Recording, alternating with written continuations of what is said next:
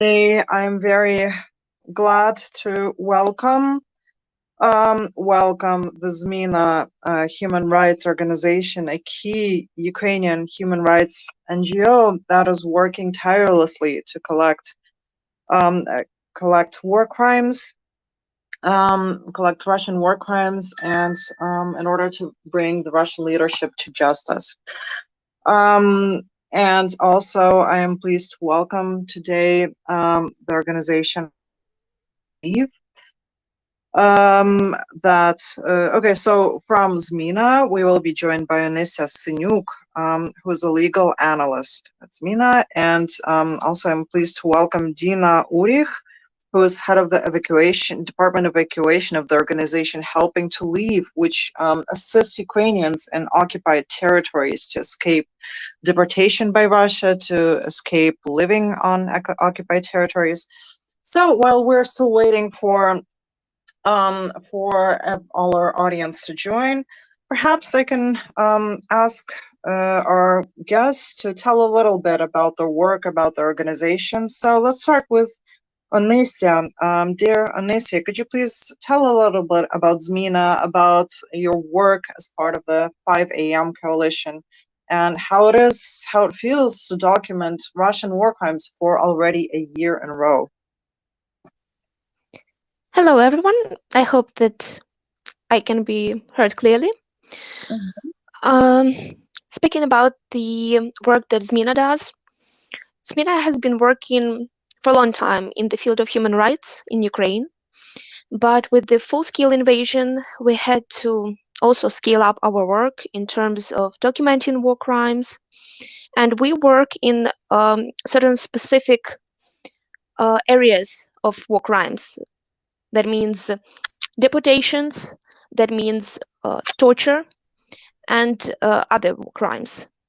Within the 5 a.m. coalition, we also have different objectives that this is a coalition that encompasses a lot of Ukrainian non-governmental organizations, and all of them have their specific focuses, so we can cover more ground.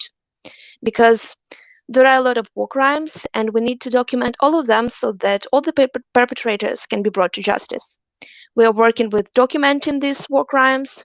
We are working with informing the public in Ukraine and abroad about these grave atrocities committed by Russia in Ukraine. We are working with legal aid and ensuring lasting responsibility for these war crimes in terms of devising even new accountability mechanisms and rehabilitation mechanisms and compensation mechanisms for the victims of these war crimes. Yes, so could you tell a little bit about how the evidence is actually collected? Do you have mobile groups? How do you work actually with establishing the facts of the crimes? So we have, of course, there are different ways to do it. We're working on the basis of the Berkeley Protocol, so it means two types of evidence collecting. So the easy, I would say, type is the open sources. So we search all the possible news outlets, chats, everything that we can find online. And there are also, of course, field missions. For example, in terms of the deportations, we had recently 2 field missions. One was to Kharkiv Oblast, and one was actually to the Baltic states, where Ukrainian citizens who were forcefully deported to Russia, they managed to escape to EU countries, and they agreed to speak to us. So in these field missions, we actually find those people who were either victims of deportations or witnesses of deportations, and we collect evidence directly from them. Thank you very much. And let's move on to Dina Urich. Dina, a few words about your work in the organization Helping to Leave. How does it work? What do you do? Who do you help? And is it easy to escape from occupied territories of Ukraine? Yeah, hi. Thank you for the mic. So today I represent Helping to Leave, and actually I'm head of the Department of Evacuation from temporarily occupied and deoccupied territories now. And we have a special department that is called Department of Special Affairs that helps deported people escape already Russia. So we also help people on Ukraine-controlled territories to go towards European Union. And we also have some other directions of help, like, for instance, medical evacuations, evacuations of people with oncology, humanitarian aid, and so on. So our organization provides a really comprehensive level of help. And as for my specifics, like, we work with people on the occupied territories. We evacuate them only direct to Ukraine-controlled territories. And we contact with people directly. So we usually work through a Telegram bot where people communicate us of their will to leave this territory, either occupied territories or already, if they were deported, to leave Russia. So we have direct requests from those people or from their relatives if there are issues with connections on the occupied territories. We sometimes have requests from their relatives that can pass later the information. And during those conversations with those people that are just willing to evacuate, we often come across evidence of war crimes, right? Evidence of tortures, evidence of people being kidnapped, evidence of people being held, evidence of children being deported. And this sometimes is so astonishing because it's not something that we directly ask about. It's something that people just spontaneously tell us. And it's so common that it's nearly every second case. So that is why we also partner with right protection organizations to, pass that evidence. And you cooperate with the 5 a.m. coalition. Is that Yeah, correct? we do. Yeah, we do. Okay, well, we already have some people listening. Welcome everybody to our space. Let us start. We have a lot of questions to cover today. So maybe the first question will be to Onysiia. Onysiia, is it possible to estimate how many Ukrainians were deported to Russia and Belarus, and how is it actually possible to count this? How is it possible to trace them? Yes, thank you for this question, and it is one of the hardest one in our work. Through all our work that we've been doing since we started working with deportations, this is the question that comes up for us as well, because the thing is, Ukraine does not have any access to the occupied territories, therefore does not have access to the border that is crossed between the occupied territories and Russia. So we cannot count any people there. Ukraine also does not at the moment have any diplomatic missions in Russia, so there is also no access to Ukrainians on Russian territory. Therefore, the Ukrainian government, the only way the Ukrainian government is able to count these cases is open sources, as well as the applications that relatives, witnesses write to either law enforcement or the National Information Bureau. That's the only way that the National Information Bureau is currently counting the deported children. The numbers that we have at the moment, the public big numbers in millions, they are Russian numbers. So that's the numbers that Russia reports. And we have to be aware that these are the general numbers. They are just counting all the people that cross the border to Russia, no matter how they are crossing it. Because, of course, there are some people who willfully go to Russia.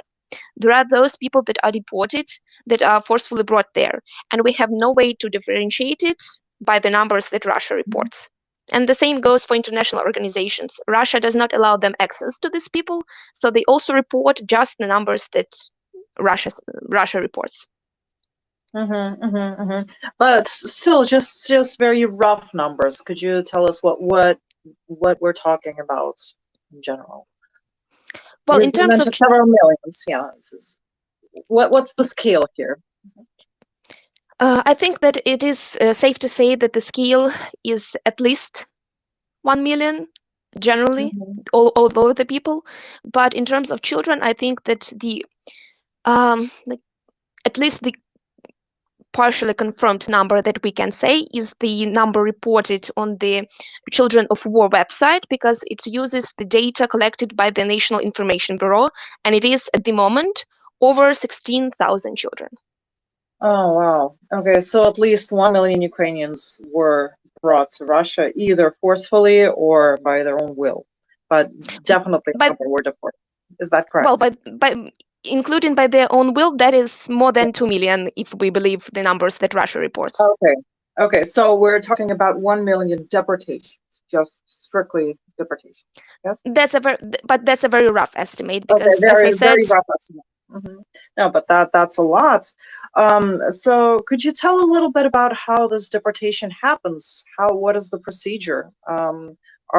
Do people go through filtration camps? What happens in those filtration camps, and what happens to the people who do not pass them? yeah, about the specific moment of deportation, I would like to point out that there are very different ways, and they depend on the time that people were deported and even on the region from which they were deported, because the general outline of the procedure is the same, but there are some peculiarities depending on the level of control Russia has on that territory. What territory does that territory border? For example, in Kharkiv region, it's a direct border with Russia. So people were immediately brought by buses to Russia. In other regions that border the other occupied territories, those that were occupied before the full-scale invasion, people are firstly brought to these other occupied territories. They go through filtration there, and then they are brought to Russia. And the ways that people got onto these buses or even got to Russia also very different. So there were cases where people were forcefully boarded onto buses and brought to Russia directly.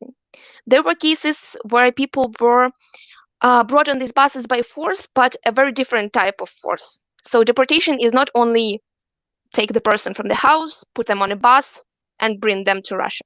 It's also when the Russian army created the conditions, like in Mariupol, when people were unable to live in that city anymore. They had no gas, they had no electricity, they had no food, and they had no access to Ukrainian territory. When they asked to be brought to Ukraine, they were either tricked into getting onto buses and then brought to Russia, or they were told that you can go by yourself, but nobody will guarantee your safety. You will be shot on your way there. So Mhm, that is also a forceful deportation. mhm, mhm, mhm. What can we say about the legal assessment of this process? Can this be considered a war crime, and on what grounds?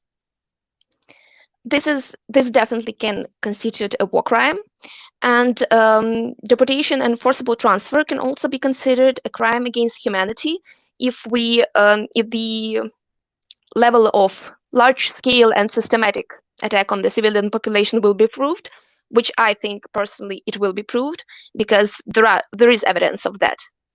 And in terms of the transfer of children from one national group to another, that can also amount to genocide.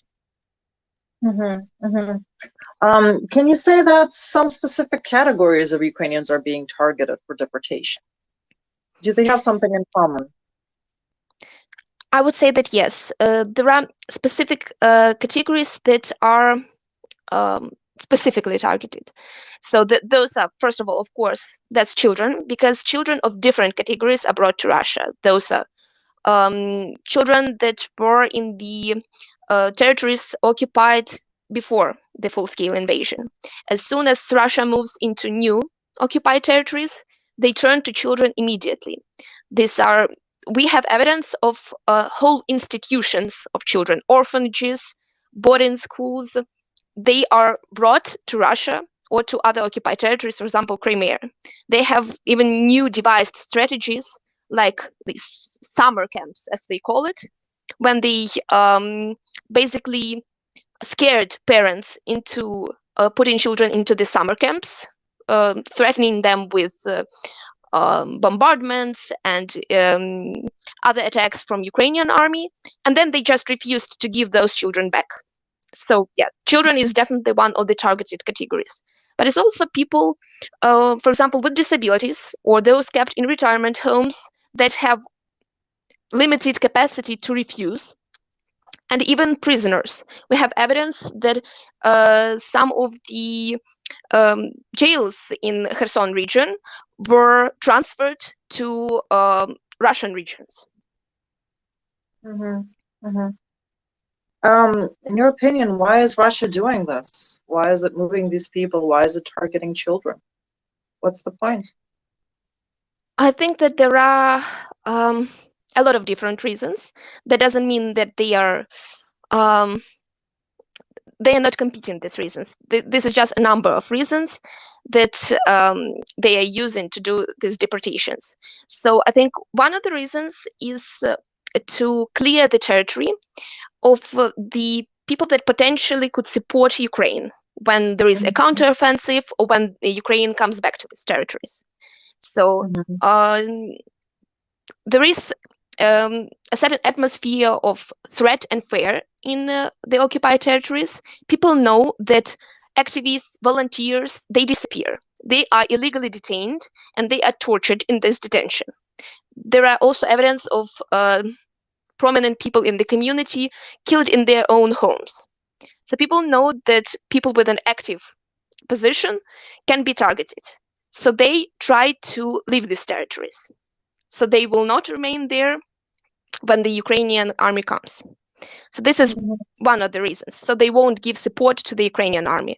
This is also, I think, maybe even a long-term reason, so that Ukraine is deprived of these people. So they won't join the war effort in any way when the territory is liberated.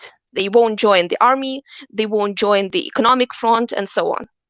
As for the children, there is, I think this definitely comes from imperialism and this thought that Russia is perpetuating, that Ukrainians are just Russians, and those Ukrainians that identify themselves as Ukrainians are just wrong, and they were poisoned with this thought that they have a different identity.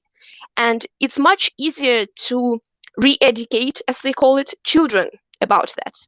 So they will take these children and they will bring them up as Russians. So we're moving on to another very important topic, and that is the forced adoption of Ukrainian children. Could you tell a little bit about what we actually know about this, and what is the scale also of this phenomenon? Well, we know about the number of deported children. As I mentioned, the number that we have is over 16,000 at the moment, but I do not think that this is the maximum number. I think it might be more. And in terms of adoption, we know that even those children that are brought at first to other occupied territories like Crimea, they are very soon brought to Russia again. And we have very public statements by, for example, Russian children's ombudsman Maria Lvova-Belova that claims that they are taking these children to find them better homes in Russia. She even brought up this problem, so to speak, in the Russian legislation, that it basically forbids a simplified procedure of adopting foreign children, so Ukrainian children, for example. And she claimed that it's a pity that the procedure is so hard and we need to change that. And that actually changed. When Putin signed accepted all the newly occupied territories, those that were occupied after the 24th of February, into Russia, they are now considered Russian. So all the citizens in those territories are also considered Russian, as well as children. And that makes the adoption process as simple as possible. It's the same as the Russian children. They can just be adopted by any Russian family, and that means then changing all the information about them. They can change their birth dates, their names, so it's almost impossible to find them after that. They can even change their names. That's incredible. What about, are we talking about orphans here, or are these children that have parents that are deprived of their parents? There are different categories of children that are taken. Russians do not discriminate in that way. They are taking, as I mentioned, whole institutions, so orphanages, and transferring them to Russia completely and then spreading them around the country. This also includes children that were whose parents were killed in this full-scale invasion, so who died after the 24th of February. And they might have relatives in Ukraine, but of course the Russian side is not searching for them. And that also includes children in specialized institutions, so that those that might not be orphans, or at least might have relatives in Ukraine, but for example, their parents were deprived of their parental rights, or they had to be kept in specialized institutions due to medical conditions. So basically, Russia first kills the parents and then forcefully sends their children to adoption. That sounds pretty grim. And there is also this new phenomenon of these camps. So that is children that have parents, and parents under false pretenses, of course, or they thought that it would be safe of those children to go to these camps, but they sent children to those camps under the assumption that in 3 weeks, for example, or maximum a month, those children will be returned to them.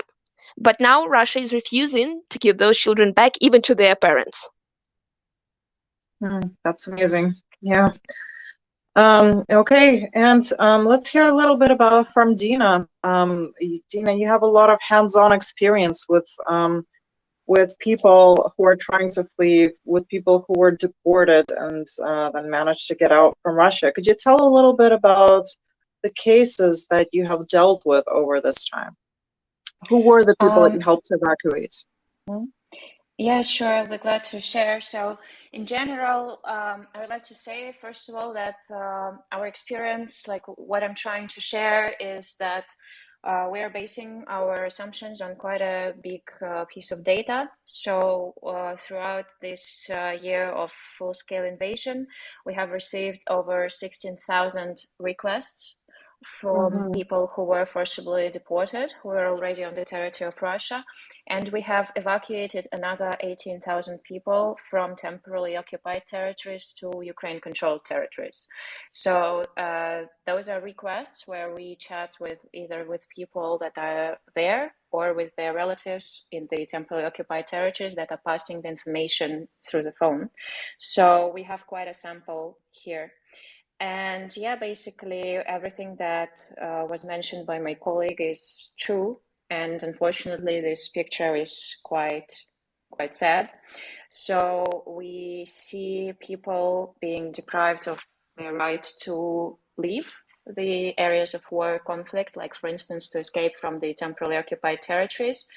There was only one exit to Ukraine control in Zaporizhia that was working until mid-December. And right now that exit is completely closed.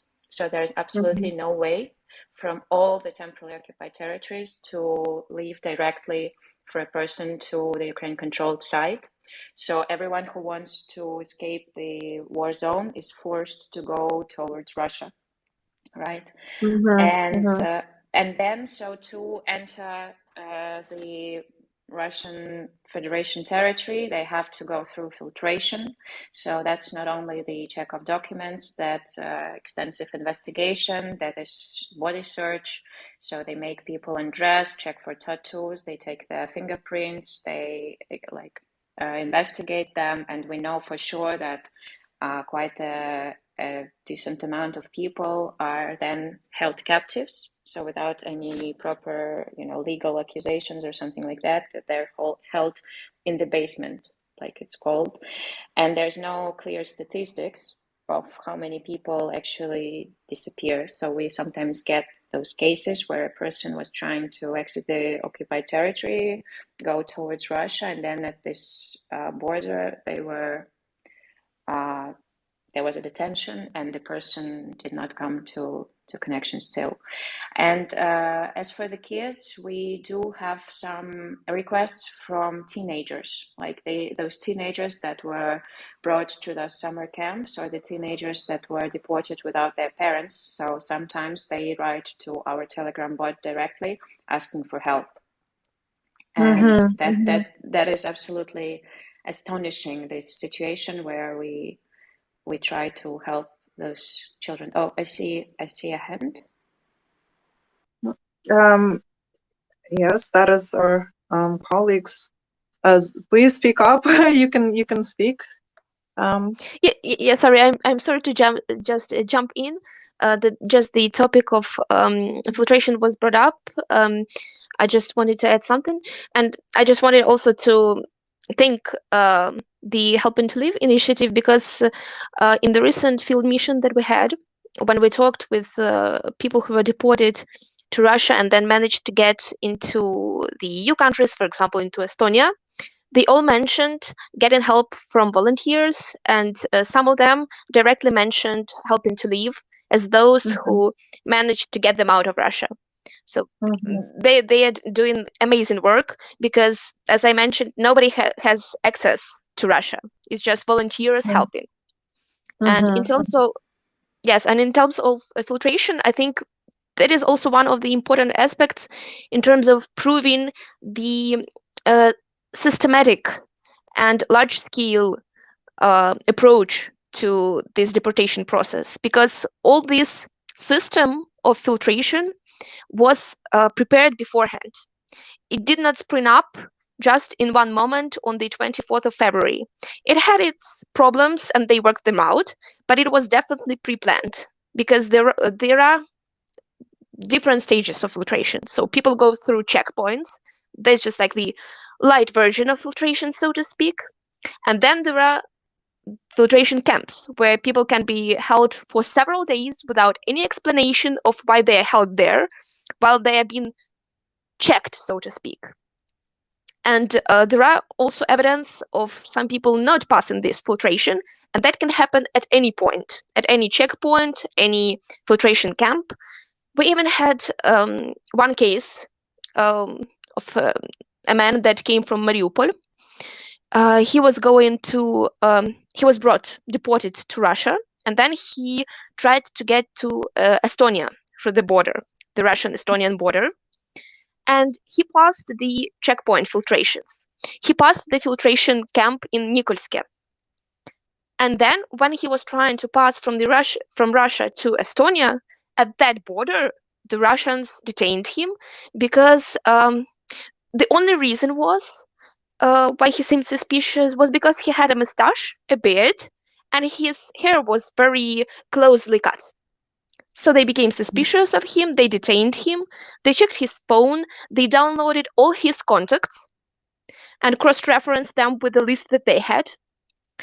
And then, because he had some contacts of military personnel, they claimed that he resisted the FSB personnel during arrest, and arrested him and held him for 10 days while torturing him.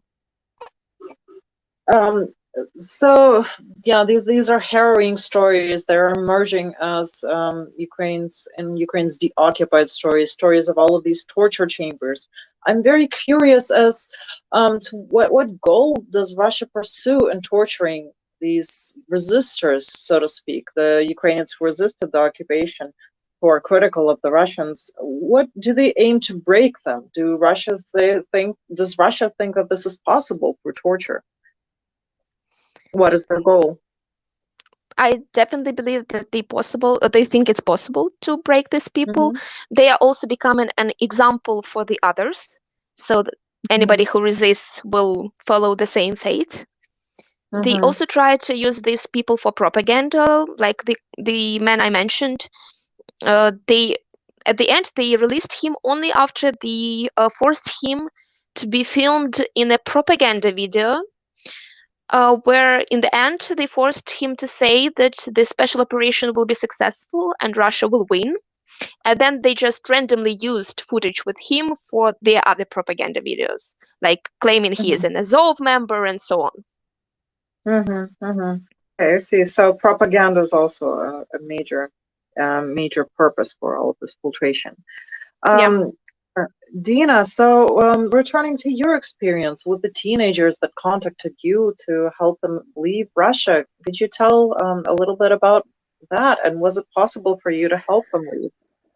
Yeah, actually, we did. Luckily, we were able to help with them. And actually, I would also like to use this chance to thank Zmina for all the amazing help they're giving us with the documents and so on when we're dealing with people that have issues with documents. Yes, so those teenagers luckily are already in Ukraine, sorry, and united with the members of their family. And while speaking about documents, it's also a big issue that a lot of people, after their houses are ruined, do not have any, documents like a valid passport or something like that. And Russia uses that as an excuse to, for detention or to not let them out of the occupied territories, even towards Russia. And then they're stuck there like for an indefinite period of time just because they don't have a proper document at hand. And also speaking, I wanted to add on the previous question as to, why Russia is doing all this on the occupied territories.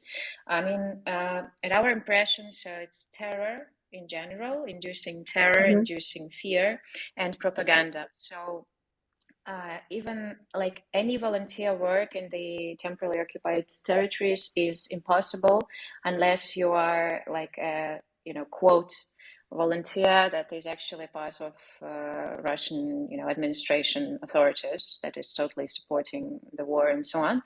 So for instance, we have a network of drivers that are helping us to evacuate people. Of course it's discreet.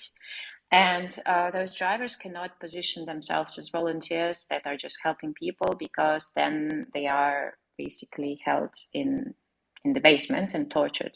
So we had 5 cases like this when the drivers that actually were helping us in Kharkiv region alone, when it was occupied, 5 people were held in the basement and tortured just for being, just for being the drivers that were helping people to get out without any proper accusation, of course, or anything like that.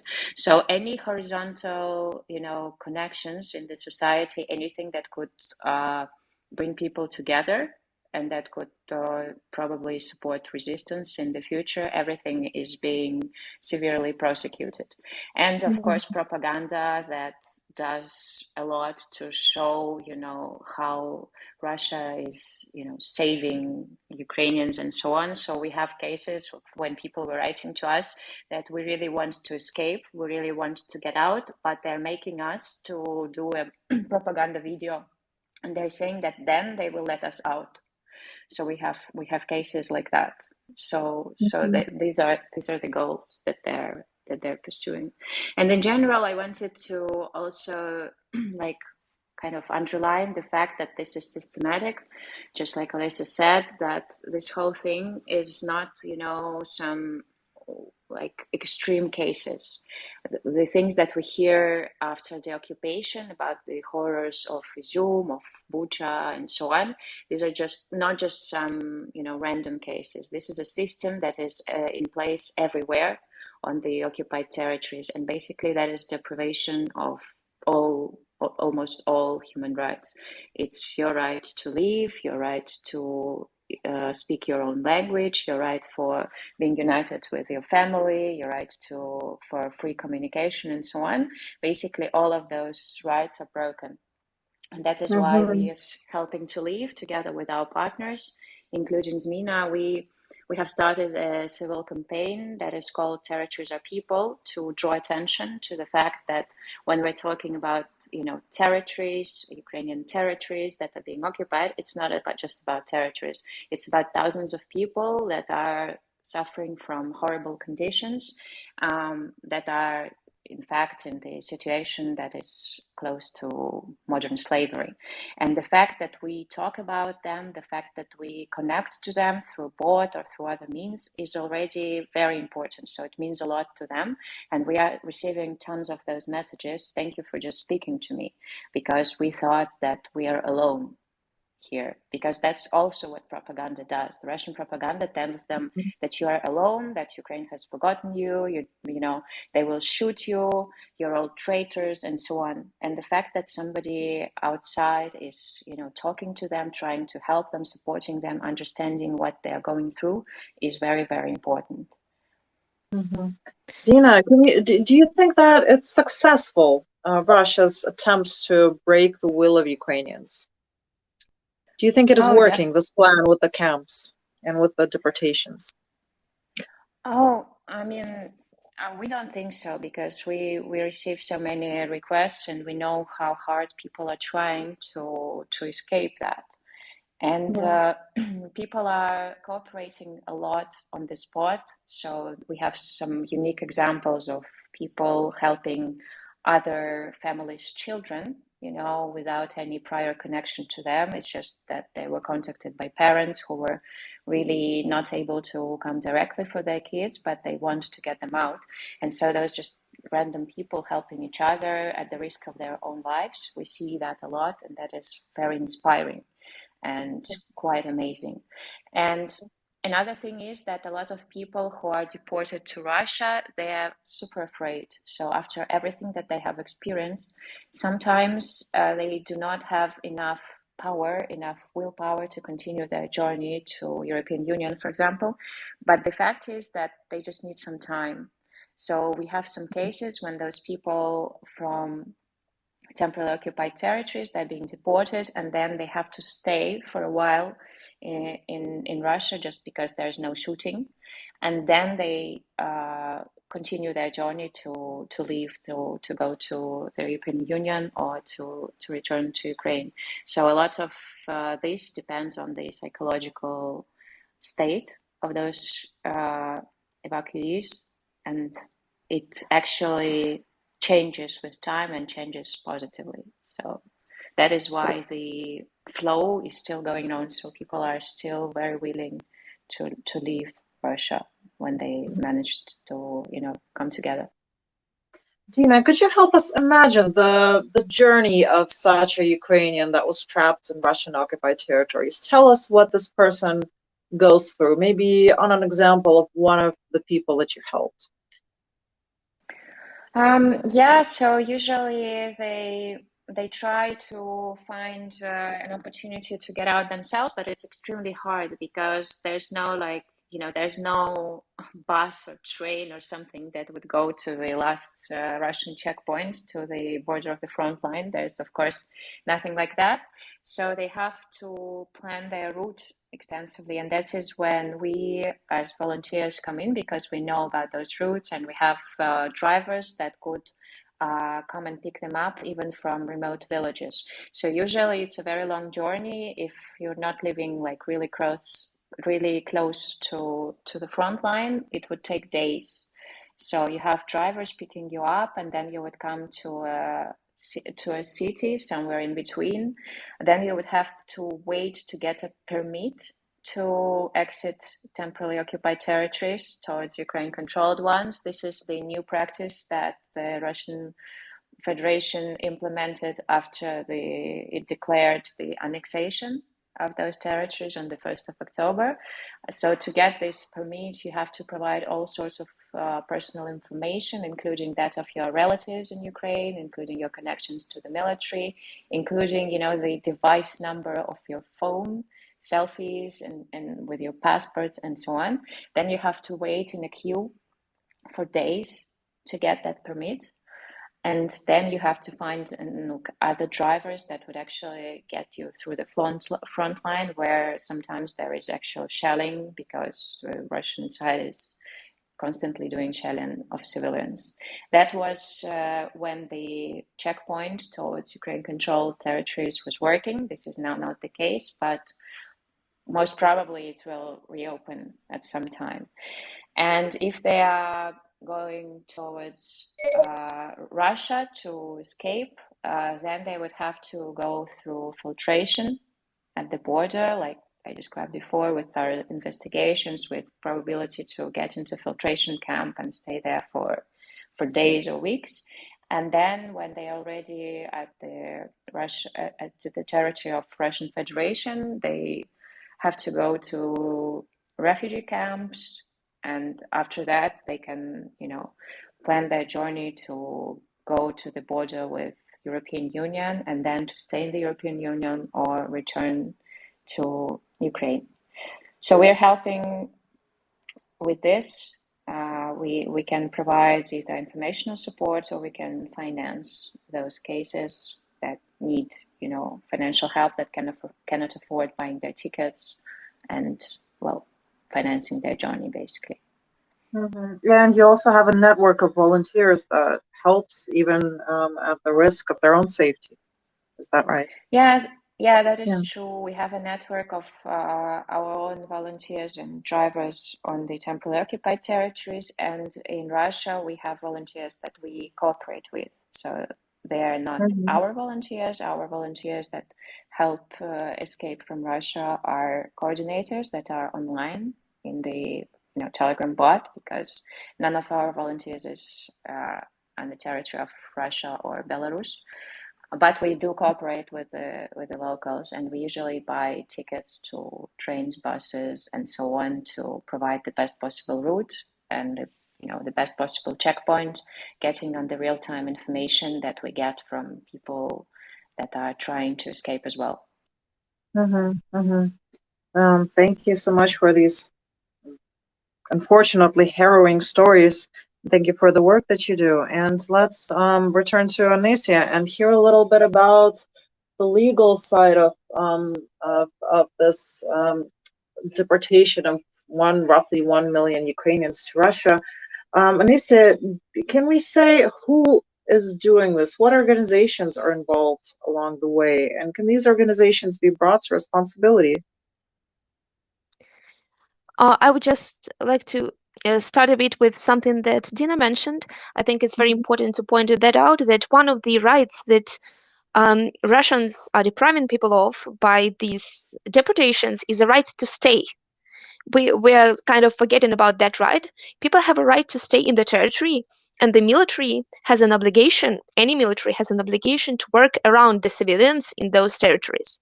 So they have to conduct operations in such a way as not to endanger civilians. That is the obligation of any military, including the Russian side. So they are depriving the people of their right to stay in their own house, in their own community. And that is extremely traumatic for anybody.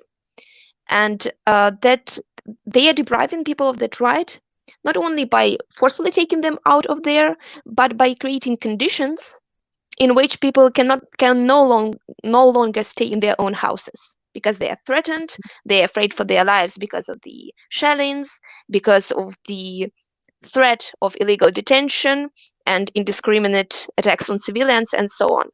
And the people that are doing this are, well, not organizations, but the Russian state and the people acting in the name of the Russian state themselves. So these are the people that they put in charge in the occupied territories. Like, for example, Stremousov in the Kherson region, he is one of the so-called occupation administration officials. These are also the lawmakers that create the regulations that provide for the deportations and the systems of the systems by which we can prove that this was planned. So all that has been prepared in Russia to receive these people, so to speak. People like Maria Lvova-Belova, who is publicly advocating for bringing children from Ukraine and has herself adopted a child from Mariupol. So this is a very broad range of people, and these are definitely not all of them. The specific people responsible will be revealed in the investigations on every case, because there are already several cases opened by regional prosecutions in Ukraine, Donetsk Regional Prosecution Office, Kherson and others, and they will be looking for specific people responsible for specific cases of deportations. Well, recently President Zelensky announced that Ukraine was introducing sanctions against people who were involved in the deportation of Ukrainian children. Do you think that this is an effective way to stop this and to punish those involved? I wouldn't say this is a punishment. This is definitely a way of trying to prevent it from continuing, to deprive them of the resources, at least, or at least to make this procedure harder for them, because that's the thing that can be done at the moment. Because if we are speaking about accountability and responsibility, that's definitely something that will come later, because these people are now in the territory of Russia, so they are inaccessible for justice, and there is a period of evidence gathering that needs to go through before these people can be formally charged with accusations. So what things can the international community do to try to stop this process? Are sanctions like Ukraine introduced a good way to go? Yes, sanctions is definitely one of the ways that can help put pressure on Russia. One of the main things that the international community is able to do and should do is putting pressure on Russia in any way possible. It's political pressure, it's definitely economic pressure, which will make the resources that they have for conducting these crimes further more limited. And any diplomatic means necessary putting pressure on Russia as well. And I think also putting pressure on international organizations that might have the mandate to reach people, Ukrainians that are at this moment in Russia and not able to leave Russia, because as Dina mentioned, some of them are very exhausted from their journey. Some of them do not have any financial means to continue their journey. For example, they lost all their belongings in the occupied territories, and they have to survive on the meager help that Russia offers, but it's not enough to leave Russia. So putting pressure on international organizations who may help us find these people, find where they are stationed, and find ways to get them out of Russia at least. What about returning the people that were deported? What is being done? What should be done in order for Ukraine to track down these people and to make sure that they return? Well, I mentioned before, unfortunately, Ukraine has very limited resources to reach these people in Russia. So the government has been focusing on the ways to help them, at least when they have left Russia or are at the moment of crossing that border. So, for example, as Dina mentioned, with those people that have lost their documents, there is now an official procedure of a temporary ID. So when the person has no passport, there's a procedure to apply to the immigration office, so that this temporary identification document can be issued to the person in the embassy of Ukraine in a different country. So when the person has crossed the border from Russia to Estonia, for example, that person can get their document in the Ukrainian embassy in Estonia. And Ukraine is also trying to negotiate with other countries to put pressure on Russia. There has also been an initiative of Ukrainian ombudsman contacting the Russian ombudsman, but there is not a lot of goodwill from that side to make this initiative very effective, but it was a very good initiative. And I hope it will continue and it will bring more results. Okay, so the time has come for us to open up the floor to questions. So please do request to speak if you want to ask a question to one of our speakers. Do we have any questions? Yes, somebody is requesting to speak. Hello, Peter. We can hear you. Yeah. Hi, can you hear me? Yes. Yeah, great. Thanks. Yeah, I wanted to know what when these children and young people end up in Russia, is there any how do the Russians put these children and young people out to be cared for?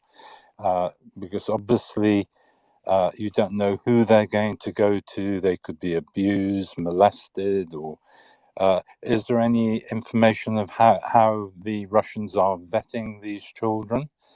And because you know it's not a tolerable situation, is it at all?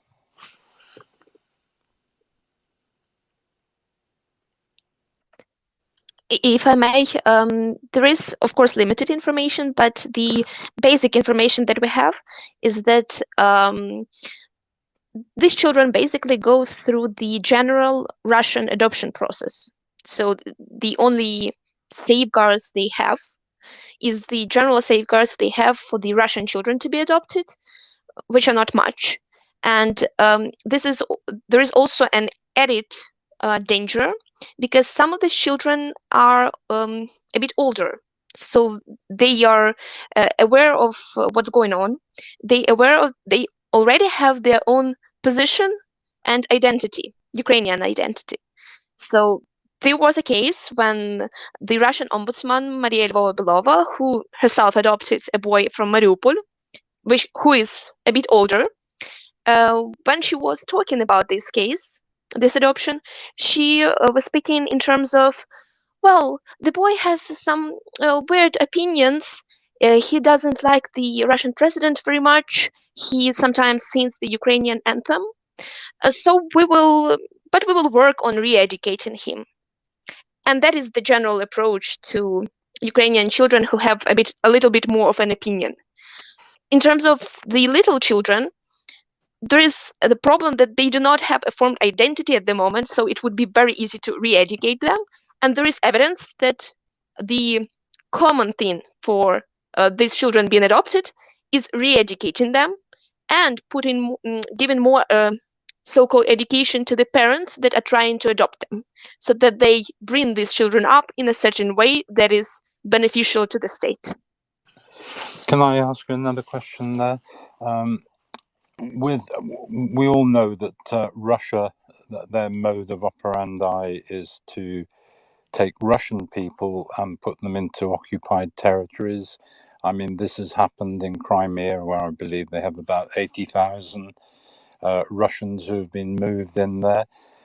When they go into these occupied territories, I'm talking about Russian people who are moved there, which incidentally is a war crime to do that.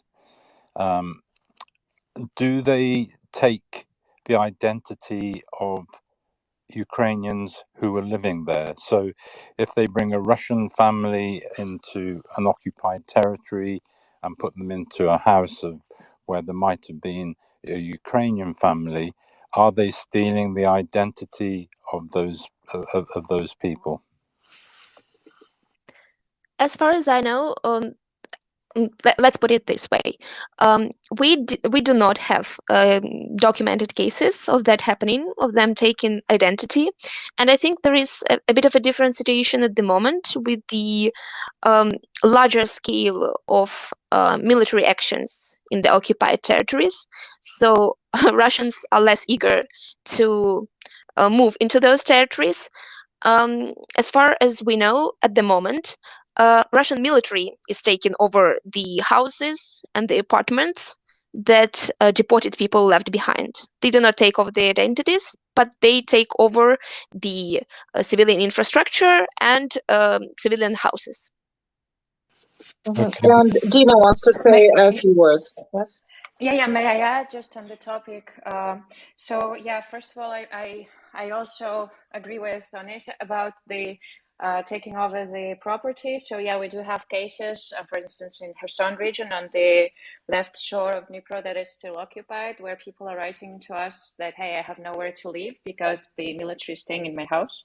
They basically kicked me out, and we cannot do anything. So this is a very common thing, that the people are being kicked out of their houses for the Russian military to stay there. And another thing is that we also do not know of cases where Russian citizens are going in the newly occupied territories because of the scale of war, of military actions there. But in terms of identity, I would like to point out that one of the key things is that they are denying the identity of Ukrainians, right? So the propaganda says basically that, there's no such thing as being a Ukrainian. You're the same people. Russians and Ukrainians are the same thing. So from this point of view, we would I don't know of any cases of Russians moving to the Ukrainian territories and then stealing the identity. That's what I wanted to share. Thank you, Dina. Any other questions?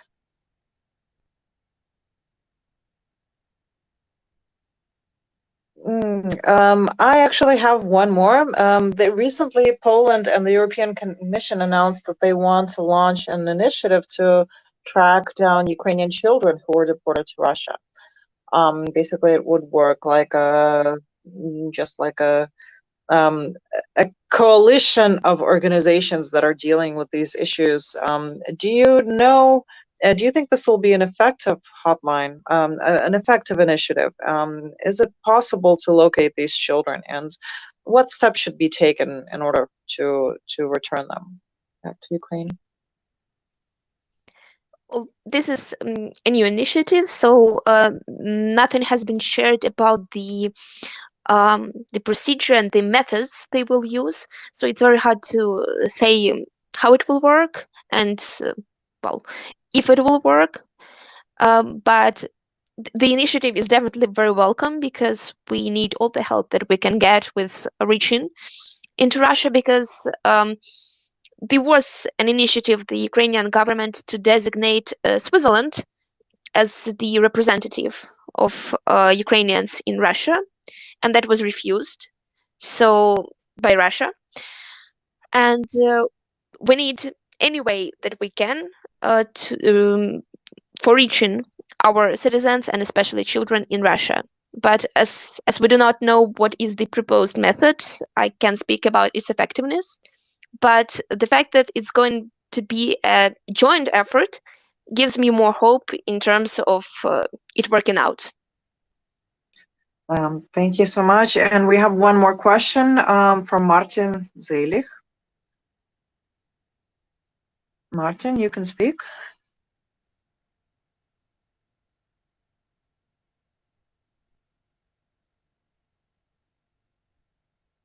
Martin?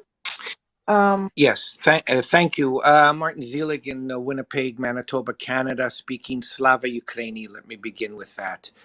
Героям слава. Дуже добре, так. Let me just say or ask the question, and I tuned into this session, I guess midway through, so you may have touched on it. Do you have a team of international lawyers, human rights lawyers? I know here in Canada, of course, we have some very distinguished lawyers who specialize in human rights, including a former cabinet minister in a previous Liberal government. And they've written articles about this in various newspapers, including the Globe and Mail. So have you collected a team or put together a team of international human rights lawyers to deal with this issue and support you in helping deported Ukrainians, specifically children, leave Russia? thank you for this question. We haven't actually touched on it before, so this is a new train of thought for us. We haven't done that, and I think there is also a point of there hasn't been a need for this kind of legal aid for these people at the moment. So the legal aid we've been providing, as Dina mentioned, is helping those who lost their documents, for example, and that is the problem they have with living Russia. They do not have any legal problems with living Russia because Russia brought them to Russia illegally. They have no right to keep them in Russia, and that is not usually something that Russia does. In terms of children, it's another matter, and there is a lot of secrecy in terms of how children are returned, and the Ukrainian government is actually working on those cases. The Ukrainian ombudsman is working on those cases. So it's not a legal job at the moment. When we are speaking about accountability later, that will be a job for the lawyers, and I think there won't be a shortage of legal professionals that would like to join these cases. But at this moment, we are more helping people leave, not in the legal terms, but in the logistics terms. Thank you. May I ask one more brief question? And thank you for letting me speak. Has the High Commissioner for Human Rights at the United Nations been involved in working with you? I know that there were appeals to the United Nations system, and the current response is big international organizations like this have an issue with bureaucracy. And for working in Russia, they have to have the permission from the Russian government, and that is hard to come by in cases like this. Okay, thank you, and keep up the incredible work. And I'll just end off again by saying Slava Ukraini. Heroям slava. Heroям slava. Okay, I'm afraid this is all that we have time for. So maybe some final remarks from Onysiia and Dina, if you have them.